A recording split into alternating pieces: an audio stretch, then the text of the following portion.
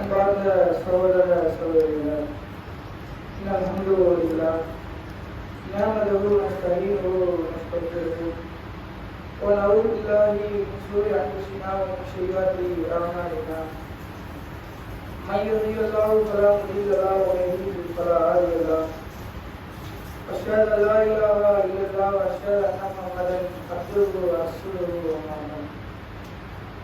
வார்த்தைகளில் சிறந்தது அல்லாஹ்வுடைய வார்த்தைகளும், வழிகாட்டில் சிறந்தது அண்ணல் பெருமானார் ஸல்லல்லாஹு அலைஹி வஸல்லம் அவர்களுடைய வழிகாட்டியாகும்.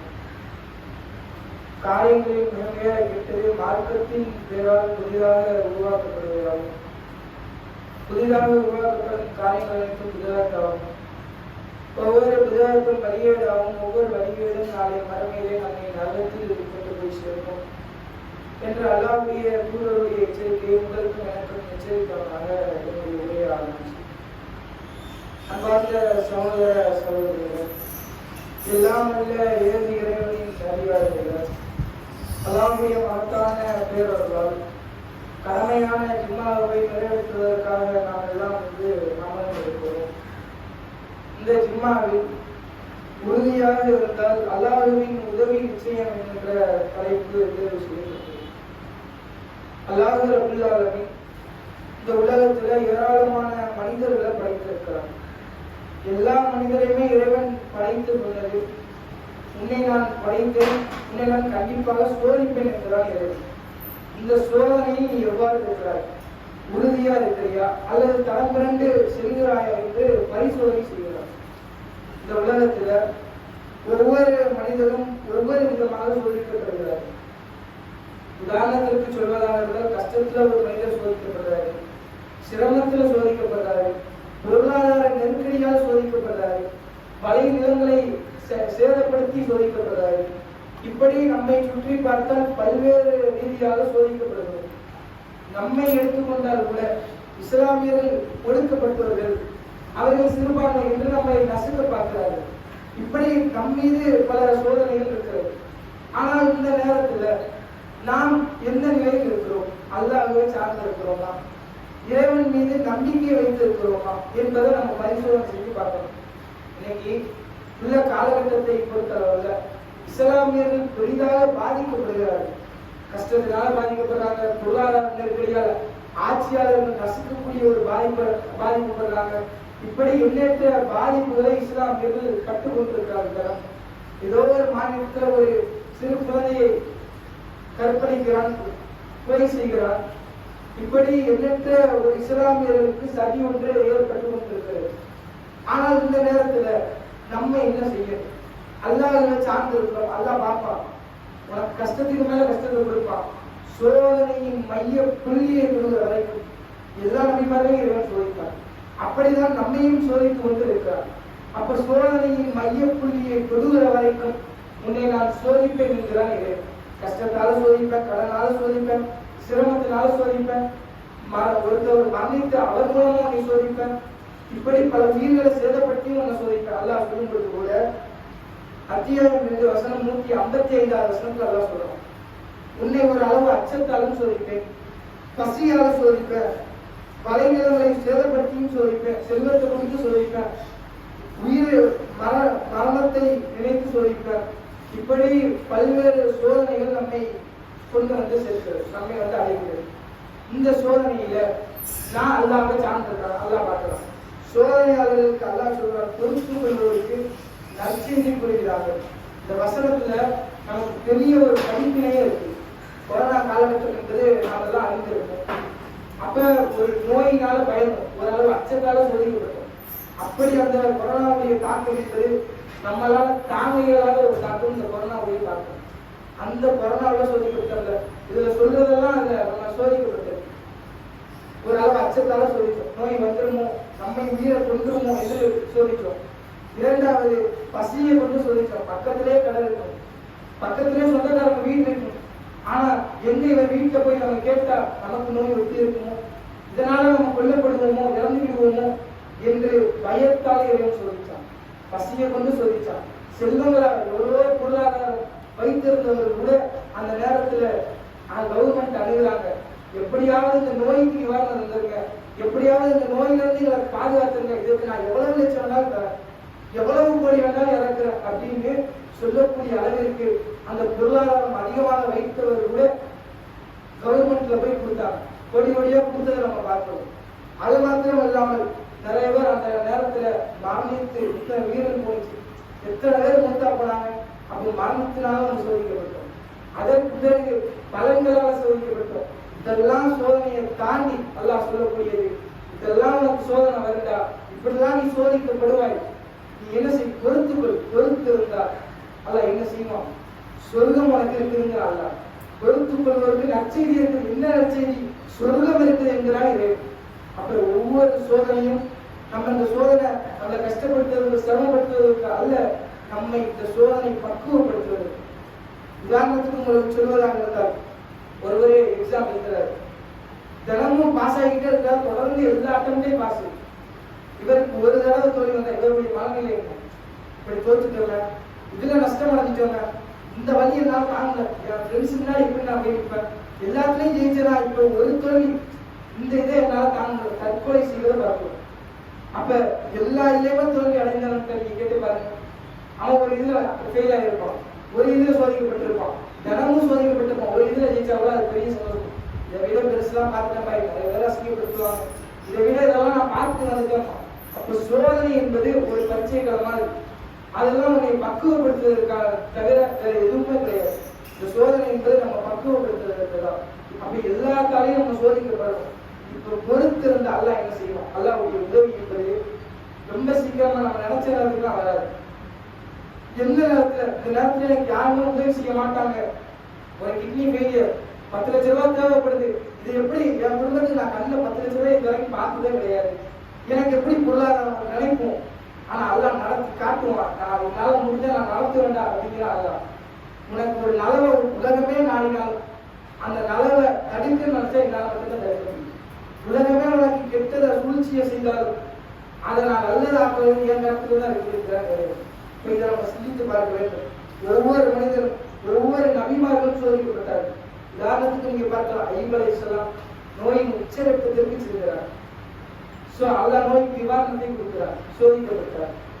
மூசா நபி கடல் தான், பின்னாடி பின்னாடி கடல், என்ன செய்யறதுன்னு தெரியல, இப்ப யார் எனக்கு உதவி செய்வான்னு தெரியல. அருகு அவளோட மூசா நபியோட வந்திருந்த சகாபாக்கள் எல்லாம், அந்த தோழர்கள் எல்லாம் கலந்து விடுறாங்க. நீ நம்பி வந்தவன் பிறோன் இருக்காங்க, கடல் இருக்குது, ரெண்டுலையும் மாட்டி சாவதான் போறோம். எல்லாரும் உறுதியான நம்பிக்கையை விட்டாங்க, கைவிட்டு விட்டாங்க. ஆனா மூசா நபி அந்த நேரத்துல சொன்னாங்க, என்னுடைய இறைவன் என்னை காப்பாற்றுவார், என் இறைவன் எனக்கு கடலை பிளந்து வழிகாட்டுவார். அதான் சொன்னானா, மூசாவுடைய கைத்தறி கடல் அடிக்கும், கடல் ரெண்டா பிறந்துச்சு, பிரம்மாண்டமான காட்சி. அந்த இருக்கக்கூடிய தோழர்கள் அல்லாஹ்வின் உதவியை கண் முன்னால் பார்த்தார்கள். அதே போலதான் நாமும் பார்ப்போம். சோதனை என்பது நம்மை நெருக்கடிக்குள்ளாக்கப்படும் பொழுது அந்த நேரத்துல நான் இறைவனை அஞ்சுக்கிறேன், அந்த நேரத்துல நான் இறைவனை பயந்துக்கிறேன், இறைவன் எனக்கு கண்டிப்பா உதவி செய்வான் அப்படிங்கிற ஒரு நம்பிக்கை நம்ம இடத்துல இருக்க வேண்டும். அந்த நம்பிக்கை இல்லாதனாலதான் இன்றைக்கு பல நபர்கள் தொழில் செய்கிறார்கள், வியாபாரம் செய்கிறார்கள். அதை எந்த விதத்தில் வியாபாரம் செய்கிறோமோ அந்த விதத்தில் வியாபாரம் செய்வதில் இஸ்லாமியர்கள் பெரிதும் பலவீனர்களாக தான் இருக்கிறார்கள். அலாதாம வியாபாரம் செய்வது கிடையாது. அப்ப இப்படியெல்லாம் வியாபாரத்துல நெருக்கடி, இவ்வளவு ஸ்டாக் இறக்கி போட்டேன், எப்படி வியாபாரம் பிசினஸே இல்லை, எப்படி வியாபாரம் ஓட போகுதுன்னு தெரியல, இவ்வளவு கஷ்டமா இருக்குது, வீட்டுல நோயா இருக்குது, சிரமமா இருக்குது, என்ன செய்யறதுன்னு தெரியல, ஏன் சொல்ல இறைவன் எனக்கு கண்டிப்பா உதவி செய்வாங்கிற ஒரு நம்பிக்கை. அல்லாஹ்வுடைய தூதர் சொல்றாங்க, சஹீஹ் முஸ்லிம்ல 5707வது செய்தியாக பதிவு செய்யப்பட்ட ஒரு செய்தி. இது ஒரு வானம் மேகம் குறித்தான ஒரு செய்தி. வானம் மேகங்களுக்கு கட்டளையிட்டதாம். அல்லாஹ்வுடைய தூதர் சொல்றாங்க, ஒரு மனிதர் அடர்ந்த காட்டில் நின்று கொண்டிருக்கிறார், அங்கு வானம் மேகங்களுக்கு கட்டளையிட்டதாம், இன்னாருடைய தோட்டத்தில் நீ போய் மலையை பொழியும். அந்த நபருக்கு நடு காட்டில் நபருக்கு பயங்கரமான அதிர்ச்சி. யார் இவர்? இவர் பேரை மேகம் சொல்லக்கூடிய அளவிற்கு அப்பேற்பட்ட பெரியார் யார்? இன்னைக்கு அவரை பின்தொடர்ந்து கண்டுபிடிச்சிருன்னு சொல்லிட்டு மேகம் தண்ணீர் ஊற்றுகிறது. அந்த நீர் ஒரு வழியை நோக்கி செல்கிறது. அதை நோக்கி இவர் போறார். அந்த ஒரு இடத்துல ஒரு மனிதர் சிறிய தோட்டத்தில் இருக்கக்கூடிய அதை மண்வெட்டியை பிடித்து சரி செய்து கொண்டிருக்கிறார். மணலை எல்லாம் சரி செய்து கொண்டு இருக்கிறார். அப்ப மண்வெட்டியை பிடித்த அந்த மனித நேரத்துல பின்தொடர்ந்து போன மனிதர் கேட்டார், யாரும் அல்லாஹ்வின் அடியார, உன் பேர் என்னப்பா அப்படின்னு கேட்கிறான். அப்ப அவர் ஒரு பேரை சொல்றாரு. அப்ப அவர் சொல்றாரு, யார் அந்த நபருக்கு பேர் சொன்னே அந்த மனிதர் செல்ல போறாரு, கூப்பிடுறாரு, யாரும் அல்லாஹ்வின் அடியார, என் பேரை எப்ப நீ கேட்கிற அப்படின்னு கேட்கிறாரு. அப்ப அவர் சொல்றாரு, உன் பேரை அழைத்து நடந்த சம்பவத்தை சொல்றாரு. மேகம் இப்படி உன் பேரை அழைச்சி உன் தோட்டத்துல மலையை பொழிய வைக்க சொல்லிச்சு, அப்ப இந்த தோட்டத்தில் நீ என்ன செய்து கொண்டிருக்கிற? அப்ப பெரிய ஆள்லாம் அவர் அல்ல, பெரிய பணக்காரர் அல்ல, அவர் சிறிய தோட்டம் தான். அந்த தோட்டத்தில் அவர் சொல்லுகிறார், நான் அந்த தோட்டத்தில் வரக்கூடிய வருமானத்தை 3 பங்கு வைக்கிறேன். ஒன்று வறியவர், ஏழைகள், அனாதைகள், கைப்போக்கர்கள், அவர்களிடத்துல நான் ஒரு பங்கு கொடுக்கிறேன். அதுல கிடைச்ச லாபத்துல 2வது நானும் என் குடும்பமும் சாப்பிடணும், 3வது இந்த தோட்டத்திற்கு விளைச்சலாகவே நான் திருப்பி போட்டிருக்கேன். இதுதான் நான் செய்யக்கூடிய காரியம். இப்ப அந்த மனிதர் விளங்கி கொண்டார். இதனாலதான் மேகம் பேரை சொல்லி கூப்பிட்டதோடு என்று அந்த மனிதர் உணர்ந்து கொண்டார். இந்த பாடம் என்பது இன்றைக்கு லட்ச லட்சமா சம்பாதிப்பது கூட மிக சொற்பமாக தான் பொருளாதாரம் கொடுக்கிறார். கோடி கோடியா சம்பாதிக்கிறார்கள். அவர் கூட பொருளாதாரத்தை 3 பங்கு வைக்கிறது கிடையாது. ஆனா 100 ரூபாய் சம்பாதிச்சார், ஒரு 1000 ரூபாய் சம்பாதிச்சார், அது 3 பாட்டை வைக்க முடியாதா? சிந்திச்சு பாருங்க. நம்மை சுற்றி எத்தனையோ ஏழைகள் இருக்கிறார்கள், வழிபோக்கர்கள் இருக்கிறார்கள், அனாதைகள் இருக்கிறார்கள். நம்ம நினைச்சிருந்தோம்னா என்னுடைய ஈமானுக்கு இவ்வளவு எனக்கு இறைவன் தந்திருக்கிறான், இதுல நான் பாதி கொடுக்குறேன், இந்த நம்பிக்கை எத்தனை பேருக்கு இருக்குது? எத்தனை பேர் பிரித்து தர்மம் செய்கிறோம்? அதுல பெரும்பாலான அலட்சியமாக தானே இருக்கிறோம். என்னத்தை போட்டு தர்மம் செய்ய எத்தனை பேர் இதுல திரும்ப அப்படின்னு நினைக்கிறோம். அப்ப தர்மம் என்பது இறைவன் சொல்லி தருகிறான். தர்மம் செய்கிறான் இறைவன். அது நாளைக்கு நரகத்திலிருந்து கூட நம்மளை பாதுகாக்க விடும். அப்ப இதை நம்ம சிந்தித்து பார்க்க வேண்டும். ஒவ்வொரு மனிதனும் இறைவனை முழுவதாக நம்பி இறைவனிடத்துல அதிகமாக பிரார்த்தனை செய்ய வேண்டும். இன்னைக்கு பல மனிதர்களை நீங்க பார்க்கலாம், கேட்கக்கூடிய சுபாவை பாருங்க. இறைவன் எனக்கு பொருளாதாரத்தை தான், எனக்கு அதிகமா வீடு தான், வசதியை தான், வாய்ப்பை தான், நோய் இல்லாத வாழ்க்கை தான், என்னைக்காவது நாம் செய்த பாவங்களுக்கு பரிகாரம் செய்திருக்கிறோமா? எவ்வளவோ பாவம் செய்கிறோம். ஆதம் பெற்ற அனைத்து மனிதரும், அது நீங்களாக இருக்கட்டும், நானா இருக்கட்டும், பாவத்தில் எந்த மனிதனும் விதிவிலக்கு அல்ல. எந்த மனிதனும் நான் சுத்தமானவன், நான் பாவமே செய்யாதவன் எந்த மனிதனாலும் சொல்ல முடியாது. நம்ம கண்ணு கட்டின தூரத்துல பாவம் செஞ்சிருக்கோம், அல்லது நமக்கு தெரியாத தவறுகளை புண்படுத்தி பேசியிருக்கோம். அப்ப பாவம் செய்வது எல்லா மனிதர்களும் உள்ளடக்கி இருக்கிறான். எல்லா மனிதர்களும் பாவம் செய்யக்கூடியவர் தான். ஆதம் பெற்ற அனைத்து மனிதர்களும் பாவம் செய்யக்கூடியவன் தான். அந்த பாவத்துக்கு பரிகாரம் செய்யப்படுவா? யூனுஸ் நபி நீங்கள் பார்க்கலாம், தவறு செய்யறாங்க, அதுக்கு பிறகு கடல்ல சொல்றாங்க, கடல்ல மீன் விழுங்குது. யூனுஸ் நபி அந்த நேரத்துல இறைவனிடத்துல பிரார்த்தனை செய்யறாங்க. தவறு உணர்றாங்க, நான் செஞ்சது தவறு தான். அப்ப அல்லாஹ் இடத்துல பிரார்த்தனை செய்யறாங்க, இறைவா நீ தூயவன், நான் அநியாயக்காரன், நான் பாவம் செஞ்சுட்டேன், என்னை பாதுகாத்து இறைவா அப்படின்னு கேட்கிறாரு. யோசிச்சு பாருங்க, நம்ம பாவத்துக்கு என்னைக்காவது பரிகாரம் தெரிவிக்கிறோமா? யூனுஸ் நபி கேட்டு துஆங்க லா இலாஹ இல்லா அன்த வ சுப்ஹானக இன்னி குன்து மினல் ஸாலிமீன். இறைவா நீ தூயவன், நான் அநியாயக்காரன், நான் அநியாயம் செஞ்சுட்டேன், இதே என் பாவத்தை மன்னிச்சுக்கோன்னு கேட்கிறாங்க. சிந்திச்சு பாருங்க, நம்ம கேட்டுக்கிறோம் இன்னைக்காவது என் வாழ்க்கையில இவ்வளவு பாவம் செய்திருக்கு, இவ்வளவு அவரை அடுத்தவரை பற்றி அபாண்டமா பேசியிருக்கிற, புறம் பேசியிருக்கிற, அவதூறு பேசியிருக்கிற, பிறரை நோய்வடிக்குமாறு நடந்திருக்க, அவருக்கு அவர் மன்னிக்காத வரைக்கும் இறைவன் மன்னிக்க மாட்டான். யோசித்து பாருங்க, பாதிக்கப்பட்டவனுடைய பிரார்த்தனை எல்லாம் எடுத்து சொல்றாங்க, பாதிக்கப்பட்டவனுடைய பிரார்த்தனையே அச்சிக்கணும். அவனுடைய பிரார்த்தனை தான் நாளைக்கு அந்த பிரார்த்தனை என்பது நம்மை நரகத்துல கொண்டு போய் கூட சேர்க்கும். அப்ப நம்ம ஒவ்வொரு மனிதனும் தவறு செய்கிற தவறுல இருந்து விலகி வரணும். நன்மையின்பால் மக்கள் அழைக்கணும், நானா தவறு செய்யணும், அப்படி ஒரு நம்பிக்கை நம்ம இடத்துல இருக்க வேண்டும். இதுதான் உறுதியான நம்பிக்கை. இறைவன் இடத்துல கேட்கக்கூடிய துஆவா இருக்கட்டும், செய்யக்கூடிய அமல்களா இருக்கட்டும், இந்த கூலிக்கு இறைவன் நிச்சயம் உதவி செய்வான், நிச்சயம் இந்த கூலிக்கு இறைவன் நன்மையை வழங்குவான் என்ற ஒரு நம்பிக்கை நம் இடத்துல இருக்க வேண்டும். அதே போன்று நீங்கள் பார்க்கலாம், ஒரு பெண்மணி ஜுரேஜ்ங்கிற ஒரு நல்லடியார், இவர் தொழுகை முக்கியம்னு தொழுகையை தொடங்குகிறார். அப்ப அவங்க அம்மா அழைக்கிறாங்க ஜுரேஜ். அப்ப எனக்கு தொழுகைதான் முக்கியம்னு தொழுகையை தொடர்கிறார். ஒரு நல்லடியார், ஜுரேஜ்ங்கிற ஒரு நல்லடியார், இவர் தொழுகைதான் முக்கியம்னு தொழுகையை தொடங்குகிறாரு. அவங்க அம்மா ஒரு சாவு பிரார்த்தனை, என் மகன் கூப்பிட்ட திருமல ஒரு விபச்சார பெண்ணினுடைய கண்ணில் படாத வரைக்கும் என் மகளை பாதுகாப்பு, இது சின்ன பிரார்த்தனை. அவங்க கேட்டு போயிடுறாங்க. அல்லாஹ் இந்த ஜுரேஜுக்கு இது சோதனையாக ஆகுகிறாங்க. அப்ப ஒரு அழகான பெண் வருகிறார். ஜுரேஜ் இடத்துல கேட்கிறார், வாங்க நம்ம 2 பேரும் விபச்சாரத்தையும் இல்ல, நான் அல்லாஹ்வுக்கு அஞ்சுறேன். அப்ப அவர் தொழுகலாம் அந்த பெண்ணுடைய வார்த்தையை கூட கேட்காம தொழுது கொண்டிருக்கிறார். அந்த பெண் நினைக்கிறார், நான் ஒரு அழகான பெண், நான் அழைத்து வரவில்லை, அணி ஒரு ஆடு மேய்க்கக்கூடிய ஒருவரிடத்தில் சென்று விபச்சாரம் செய்து கையில குழந்தையோடு வருகிறாங்க. ஊர் மக்கள் தான் இருக்கிறாங்க, ஊர் மக்கள் தான் அழைக்கிறாங்க, இங்க வாங்க, என்னை ஜுரேஜ் தப்பா நடந்துகிட்டாரு, எனக்கு ஜுரேஜ் விபச்சாரம் செய்து விட்டார், ஆதாரம் என்னமான்னு கேட்கிறாங்க. ஆதாரம் அந்த குழந்தை தான், அது அவருடைய குழந்தை தான். ஊர் மக்கள் எல்லாம் என்னவென்று ஏதென்று விசாரிக்காமல் ஜுரேஜ் வாழ்ந்து கொண்டிருந்த வீட்டை கோடாலையால் கடப்பாறையால் இடித்து தரமட்டமாகிறார். தொழுது கொண்டிருந்த ஜுரேஜ் சட்டையை பிடிக்கிறாங்க. இந்த பெண்ணிடத்தில் தவறா நடந்துட்டியா? இல்லை. ஆதாரம் என்ன? ஆதாரம் இந்த குழந்தைதான், இந்த குழந்தைதான் சொல்றாரு. கொஞ்சம் அவகாசம் கொடுன்னு கேட்கிறார். இதான் அல்லாஹ் மேல உறுதியான நம்பிக்கை பாருங்க.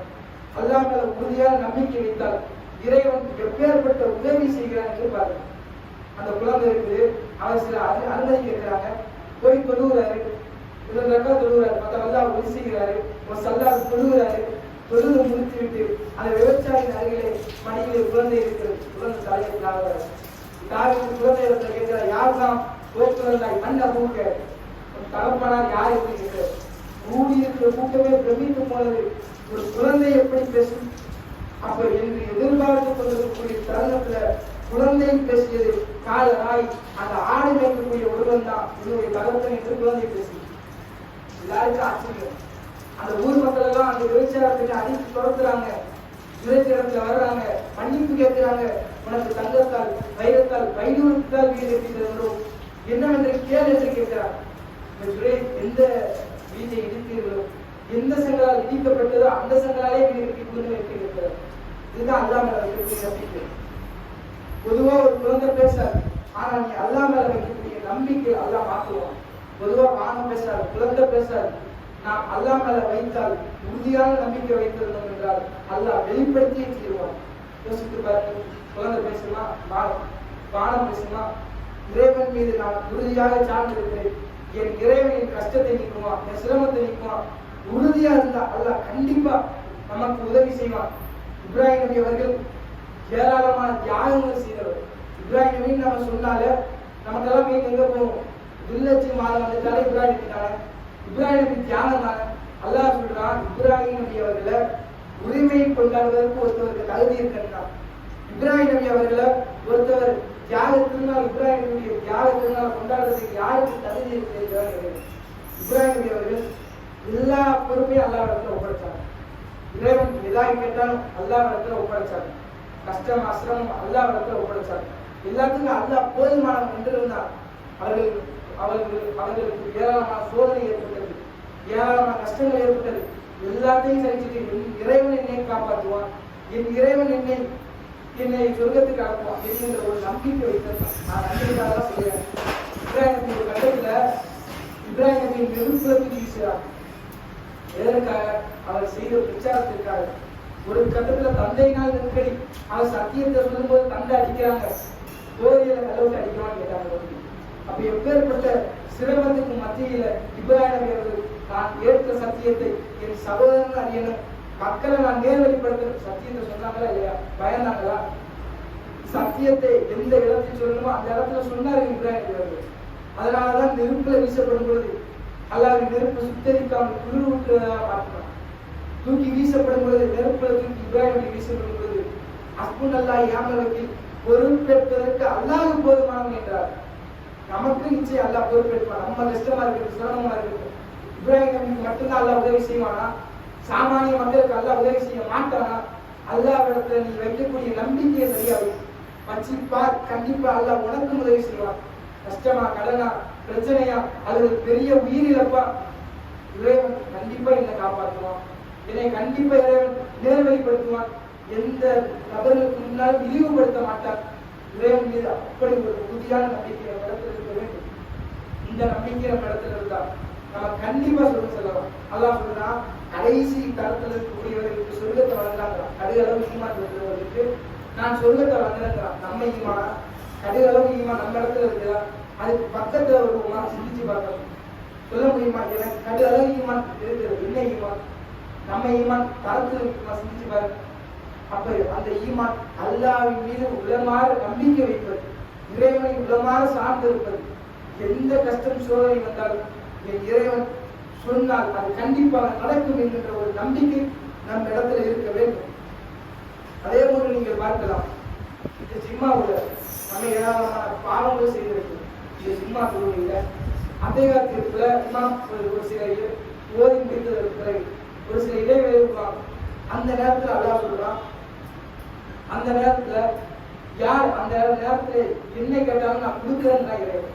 அந்த நேரத்துல நம்ம பெரிதா என்ன கேட்க போறோம்? இறைவன் இல்லாத வாழ்க்கையை தான், பொருளாதாரத்தை தான், வசதியை தான். அந்த நேரத்துல நம்ம இறைவா எனக்கு கொஞ்சம் பாவத்தை மன்னிச்சு இறைவா, இவ்வளவு பாவம் செஞ்சிருக்கேன். இன்றைக்கு ஒரு நபரை நம்ம அறிந்து அவரை போய் கண்டுபிடித்து பின்தொடர்ந்து இவர் இந்த பாவம் செஞ்சிருக்காரு நம்ம வெளிப்படுத்துறதை விட அவர்களுடைய பாவங்களுக்கு அவரவர் கண்ணாடி மாதிரி. நான் போய் கண்ணாடி நின்றா எனக்கு தெரியும் நான் பாவம் செய்ய முடியுவேன், நான் இவ்வளவு பாவம் செஞ்சிருக்கிறேன், நான் யோக்கியனா. நான் கண்ணாடி நிற்கும் போது அந்த கேள்வி கேட்பாரு, நான் இன்னைக்கு முழுக்க நான் இந்த பாவமே செய்யற, எந்த மனிதனும் சொல்ல இயலாது. நம்ம பாவம் அறிஞ்சு செஞ்சிருப்போம் அல்லது அறியாம செஞ்சிருப்போம். அந்த பாவத்துக்கு தான் இந்த ஜிம்மாவுல அத்தியாயத்திற்கு நம்ம அந்த பாவம் இப்படி கூடுதலா தேடி கொள்ளக்கூடியவர்களா இருக்க வேண்டும். அதே போன்று நீங்கள் பாவத்தை தேடியதற்கு பிறகு அல்லது கடைசி நேரத்தில் கிளம்பும் போது இருக்கிறது, இறைவா நான் என்னென்ன பாவங்கள் செய்திருக்கிறேன், என்னென்ன தவறு செஞ்சிருக்கிறேன், எனக்கு இறைவா கருணை காட்டு, எனக்கு உதவி செய்ய இறைவா அப்படிங்கிற ஒரு பிரார்த்தனையை நம்ம அதிகமா கேட்கக்கூடியவர்களா இருக்க வேண்டும். அதே போன்று இறைவன் மீது உலகமான உறுதியான நம்பிக்கை நம்ம இடத்துல இருக்கு. அல்லாஹ் சொல்லும் பொழுது கூட நம்பிக்கை இழந்தாங்க. அல்லாஹ் உங்களை முயற்சி செய், ஒரு பொருள் அடையிறியா அல்லது ஒரு நிறுவனத்துல வேலை செய்யணுமா அல்லது உன்னுடைய பாவங்களை வந்து ஏதாவது முயற்சி செய். நம்பிக்கை இழந்தாரு. அல்லாஹ் மீது முயற்சி செய்து அல்லாஹ் மீது நம்பிக்கை வை, அல்லாஹ் கண்டிப்பா உதவி செய்வாங்கிறத இறைவன் சொல்லி காட்டுகிறான். அதே போன்று நீங்கள் பார்க்கலாம், ஒரு பெண்மணி ஆயிஷா கிட்ட வரும் பொழுதெல்லாம் முதல் உரையை பதிவு செய்யும்.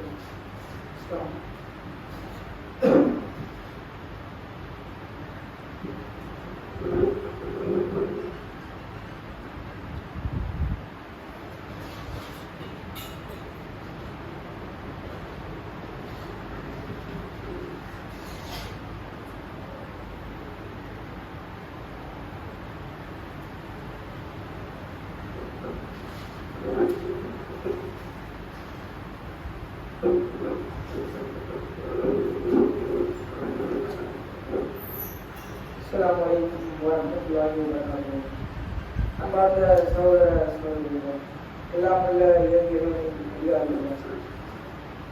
மகத்தான உறுதியாக இருந்தால் அல்லாஹ்வின் உதவி நிச்சயம் என்கின்ற தலைப்பு பல்வேறு இதை தொடர்ச்சியா பார்க்கிறோம். அதே போன்று ஒரே ஒரு சகாபிய பெண்மணி ஆயிஷா அலி கிட்ட வரும்பொழுதெல்லாம் ஒரு கருப்பு நிற பெண். அவங்க ஒரு சில வாசகத்தை சொல்லுவாங்க. ஒரு யோகல் கிஷா தலாஜீது அப்படின்னா ஒரு யோகல் கிஷா தலாஜீது அப்படின்னான்னு ஒரு வசனத்தை சொல்லிக்கிட்டே வருவாங்க. இப்போ ஆயிஷா அலி கேட்குறாங்க, என்னம்மா இந்த வசனத்தை நான் அடிக்கடி கேட்குற மாதிரி இருக்கிறேன், யோகல் கிஷா தலாஜீது அப்படின்னா என்ன அர்த்தம்னு கேட்குறாங்க. அப்ப ஆயிஷா அலி சொல்றாங்க, அந்த கருப்பு நிற அப்படின்னு சொல்றாங்க, தோல் பெட்டியை காணாமல் போன ஒரு நாள், இறைவனின் ஆச்சரியத்துல ஒரு நாளுங்கிறாங்க. தோல் பெட்டினா இந்த திருமண வயது வந்ததுக்கு பிறகு ஒரு உலகத்துல சுற்றக்கூடிய ஒரு தோலான ஒரு அணிகள், இது காணாம போன ஒரு நாளே, என்னுடைய இறைவனுடைய ஆச்சரியத்துல ஒரு நாளே அப்படிங்கிறாங்க. அப்படின்னா என்ன தோல் பெட்டினா என்னன்னு கேட்கிறாங்க ஆயிஷா அலி. அப்ப அந்த அம்மா விளக்குறாங்க, நான் ஒரு வீட்டுல வேலை செய்து கொண்டிருந்தேன், ஒரு நபருடைய வீட்டுல ஒரு அரண்மனையில நான் வேலை செய்து கொண்டிருந்தேன். அங்க அந்த அரண்மனையினுடைய ஓனருடைய மகளுக்கு திருமண வயது வந்தது.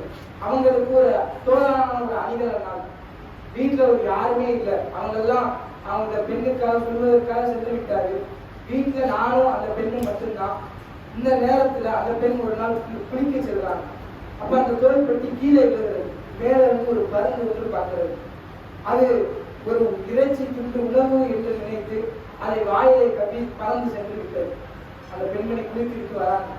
அந்த அடிமை பெண்ணை கேட்கிறாங்க, ஆபரணம் எங்கே, என்னுடைய ஆபரணம் எங்கே என்று கேட்கிறாங்க. அப்ப அந்த அடிமை பெண் சொல்றாங்க, இதற்கு நான் ஒருபோதும் ஆசைப்பட மாட்டேன், என்னை என் இறைவன் பார்த்து கொண்டிருக்கிறார், நான் இதற்கு ஒருபோதும் ஆசைப்பட மாட்டேங்கிறார். அப்ப வீட்டுல உள்ளவங்க எல்லாரும் வராங்க, போனவங்க எல்லாம் திருப்பி வராங்க. ஊர் மக்கள் நடுவிலே நிறுத்துறாங்க, கேட்கிறாங்க, அணிகலம் எங்கே, அந்த ஆவணம் எங்கே, எங்க அதை ஒளிச்சு வச்சிருக்கிறா அப்படின்னு கோபமா கேட்கிறாங்க. ஒரு கட்டத்தில் அந்த பெண்ணினுடைய ஆடையை அகர்த்து முயற்சி செய்ய போகிறாங்க. எந்த பருந்து தூக்கி சென்றதோ அந்த பருந்து கூட்டத்தின் நடுவிலே இருக்கிறது.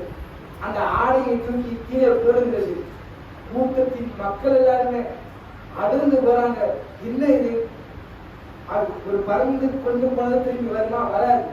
ஆனா நீ அல்லாஹ் மேல வைக்கக்கூடிய நம்பிக்கை, அந்த பெண் வைத்த உறுதியான நம்பிக்கை, அல்லாஹ் உதவி செய்தான். அந்த கூட்டத்தின் நடுவிலே இருந்தது. அந்த பெண் சொன்னார், நான் ஒருபோதும் இதற்கு ஆசைப்பட மாட்டேன், என் இறைவன் என்னோடு இருக்கிறார், என் இறைவனை நான் சார்ந்து இருக்கிறேன்.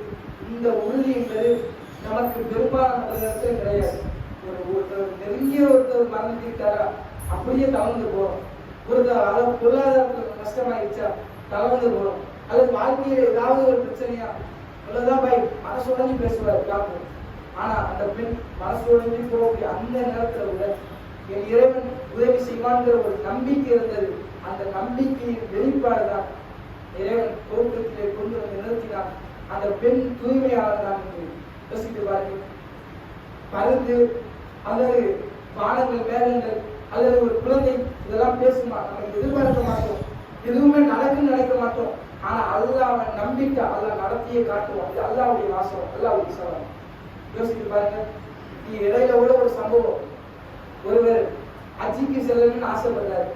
இது உண்மையா நடந்தது. ஹஜ்ஜிக்கு செல்லணும்னு ஆசைப்படுறாரு. அந்த வாகனம் கிளம்பி விட்டது. அந்த பிளைட்டை கிளம்பினோடனே தளர்ந்து போய் நிற்கிறாரு. என்ன செய்யறதுன்னு தெரியல, அப்படியே நிற்கிறாரு. அப்ப எல்லாரும் உங்களுடைய வாகனம் போயிடுச்சு, நீங்க வீட்டுக்கு செல்லலாம் என்கிறாரு. அப்ப அவர் நம்பிக்கை வைக்கிறாரு, என் இறைவன் நிச்சயம் என்னை ஹஜ்ஜிக்கு கொண்டு சேர்ப்பான். இந்த வருஷம் உங்களுக்கு ஹஜ்ஜியுடைய பாக்கியம் கிடைக்கல, அடுத்த வருஷம் கிடைக்கிறாங்க. எவ்வளவோ அவரை சமாதானப்படுத்த நினைக்கிறார்கள். ஆனால் ஒரு கட்டத்தில் முடியல. போன வாகனம் போன பிளைட்டு திருப்பி வருது. ஆச்சரியமா இருக்குது.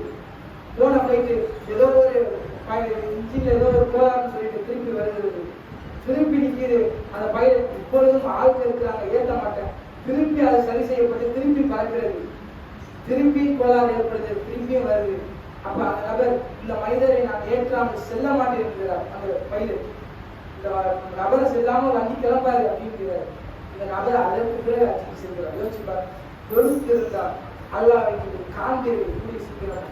எவ்வளவோ சோதனை இருக்குது, கஷ்டம் இருக்குது. பல நபர்களை குழப்பத்தில் தள்ளி விட்டோம். ஸோ என் குடும்பத்துக்கு சோதனை இருக்குது, என் குடும்பத்துக்கு கஷ்டம் இருக்குது, என் குடும்பத்துக்கு சிரமம் இருக்குது, எனக்கு பாதிப்பு இருக்குது என்றெல்லாம் புலம்பிக் கொண்டிருக்கிறோம்.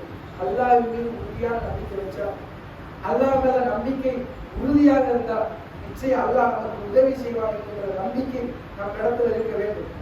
அந்த நம்பிக்கை பெரும்பாலான நபர்களுக்கு ரொம்ப பலவீனமாக தான் இருக்கு.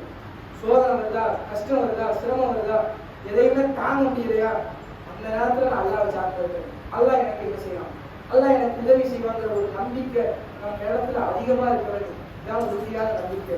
இன்றைக்கு பல நபர்களை பார்க்கிறோம், இறைவன் மீது நம்பிக்கை இல்லாம ஒருத்தர் மாநிலத்திட்டாரா உடனே இறைவனுக்கு கண் இல்லையா, இறைவன் கேட்க மாட்டானா, என் குடும்பத்துக்கு தான் சிரமத்தை தருவானா, கஷ்டத்தை தருவானா, என்னுடைய குடும்பத்துக்கு தான் நோயை தருவானா என்று ஒவ்வொரு மனிதனும் குலமூட்டிலேயே நாம் கேட்கிறோம். ஆனால் இறைவன் ஏதோ ஒரு கட்டத்தில் அவரை எடுத்துட்டாரு, அவர் மன்னிச்சுட்டாரு, அடுத்து நம்ம தான் போக்குவரங்கிற ஒரு நம்பிக்கை நம்ம இடத்துல இருக்க வேண்டும். அவர் போயிட்டாரு, அடுத்து நாங்க என் வறுமை வாழ்க்கைக்காக நான் சேகரித்திருக்கேன். இந்த இதை நம்ம அதிகமா படிப்பினைய பாடமாக்கி கொள்ளணும். இந்த உலகத்துல எவ்வளவோ இறைவன் நமக்கு கொடுத்திருக்கிறார், அற்கொலையா இருக்கட்டும். ஆனால் இறைவனுக்கு நம்ம நன்றி கெட்டவனாக தானே இருக்கிறோம். ஒரு மூவர் அல்லாஹ் சோதிக்கிறான், அப்புறம்ங்கிற ஒரு 3 நபரை இறைவன் சோதிக்கிறான். எப்படி சோதிக்கிறான்? அவர் ஒருவருக்கு கண் தெரியாது, ஒருவர் வழுக்க தலையுடையவர், ஒருத்தர் தோலெல்லாம் அலர்ஜி போன்ற தோலெல்லாம் ஒரு எப்படி ஒரு தொற்று நோய் பிடித்த ஒருவராக இருக்கிறார். அல்லாஹ் 3 சோதிக்கிறான். பல்வேறு சோதனைக்கு மத்தியில் அல்லாஹ் ஒரு மலைக்கு இறக்கிறான். அவரை ஏழ்மை தோற்றத்துல ஒரு இமாமுடைய தோற்றத்துல அல்லாஹ் இறக்கிறான்.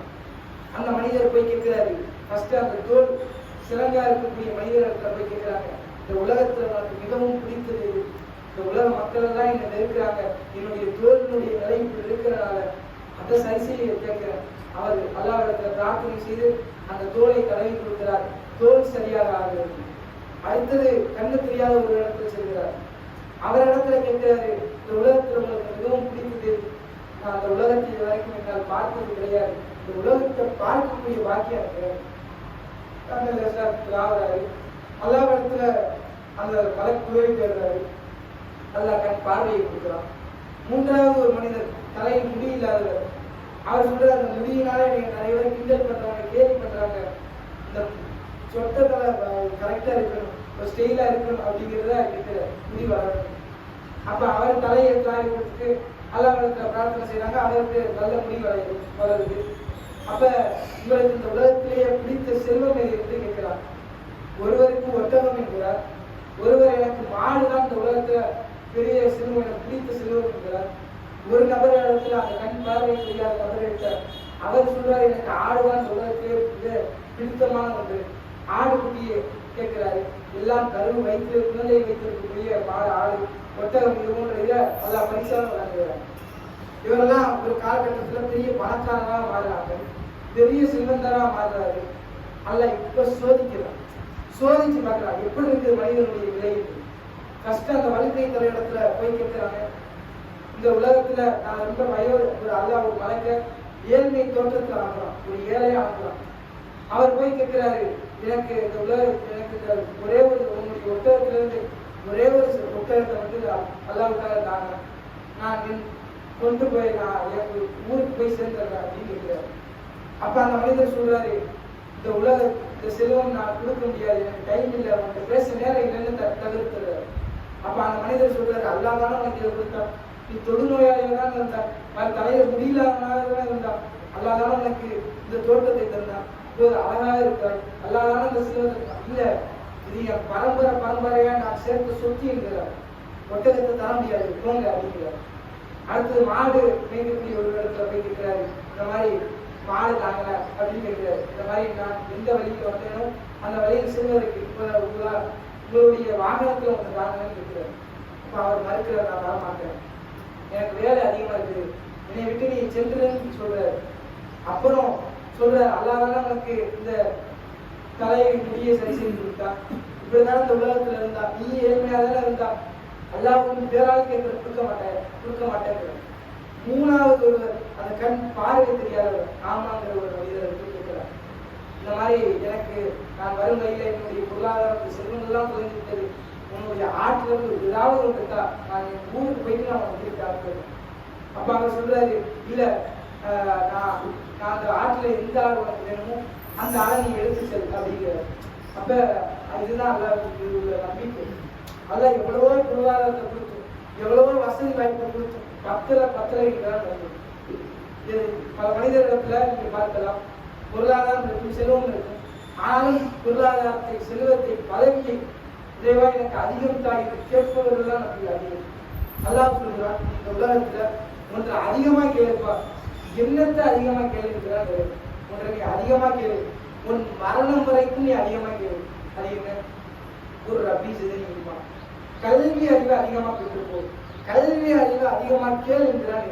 இந்த கல்வி அறிவு இல்லாதனாலதான் இன்னைக்கு பார்க்கிறோம், பல நபர்கள் தர்கால போய் இருக்கிறத பார்க்கிறோம், தாய் தந்தையின் மேல நம்பிக்கை வைக்கிறத பார்க்கிறோம். படைத்த இறைவன் மீது நம்பிக்கை வை, இறைவன் சொன்னால் அது கண்டிப்பா நடக்கும் என்கின்ற ஒரு உலகமான நம்பிக்கை நம் இடத்துல இருக்க வேண்டும். அந்த நம்பிக்கை அனைத்து நபர்கள் மேற்கொண்டு எதை கேட்போமோ அதன்படி செயல்படக்கூடியவர்களாக நல்ல ரப்பங்களை மாற்றி அறிவுள்ளாக வாழ்கிறவர்களாக அலமதுல்லாஹி இஸ்லாம் அலைக்கும்.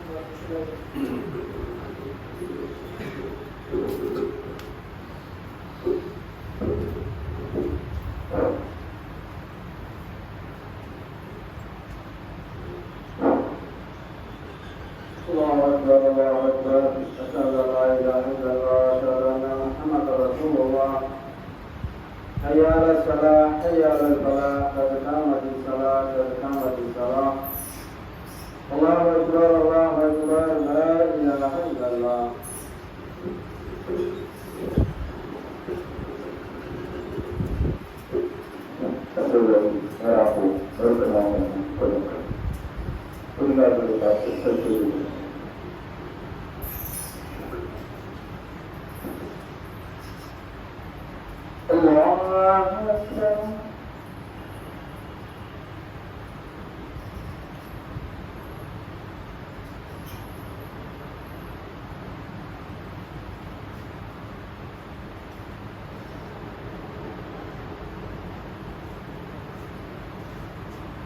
الحمد لله رب العالمين الرحمن الرحيم مالك يوم الدين إياك نعبد وإياك نستعين اهدنا الصراط المستقيم صراط الذين أنعمت عليهم غير المغضوب عليهم ولا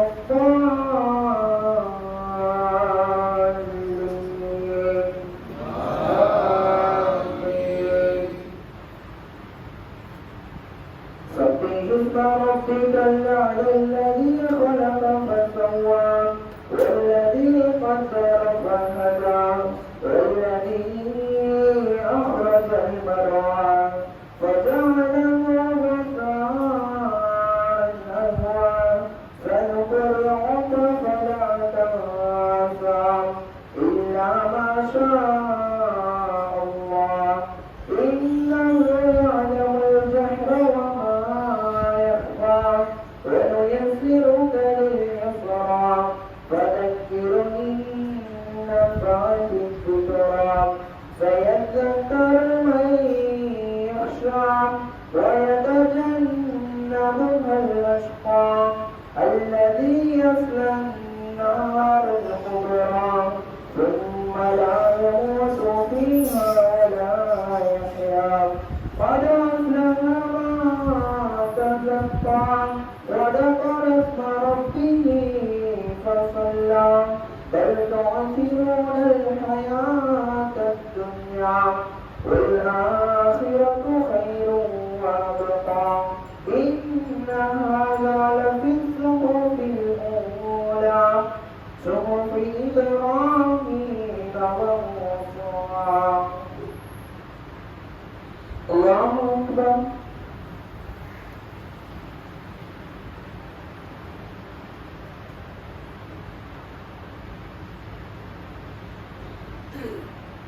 سمع الله لمن حمده.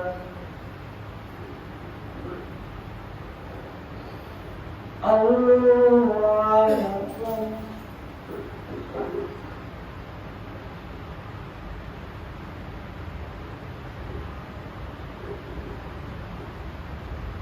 الله أكبر. الله أكبر.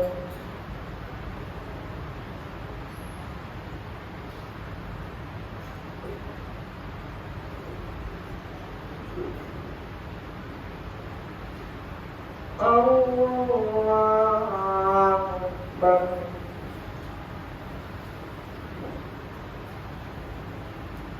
الحمد لله رب العالمين الرحمن الرحيم مالك يوم الدين إياك نعبد وإياك نستعين اهدنا الصراط المستقيم صراط الذين أنعمت عليهم غير المغضوب عليهم ولا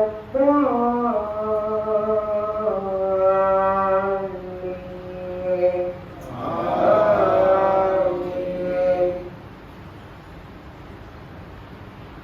أفلا ينظرون إلى الإبل كيف خلقت وإلى السماء كيف رفعت وإلى الجبال كيف نصبت وإلى الأرض كيف سطحت فذكر إنما أنت مذكر لست عليهم بمسيطر إلا من تولى وكفر فيعذبه الله العذاب الأكبر إن إلينا إيابهم ثم إن علينا حسابهم.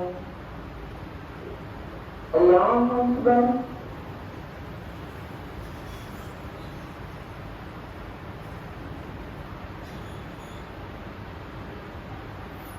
سمع الله لمن حمده.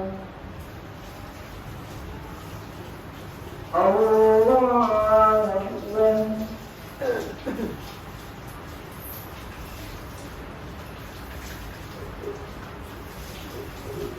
الله أكبر. الله أكبر.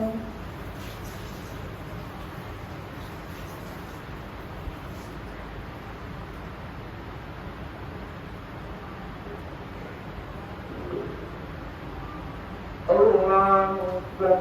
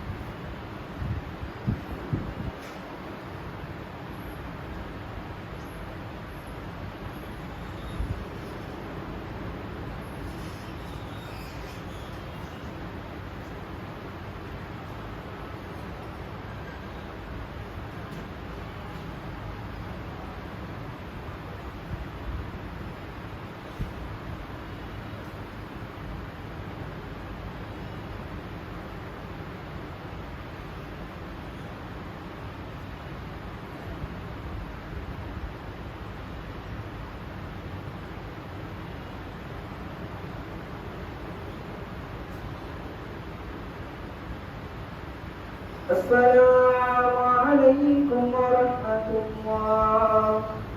السلام عليكم ورحمة الله.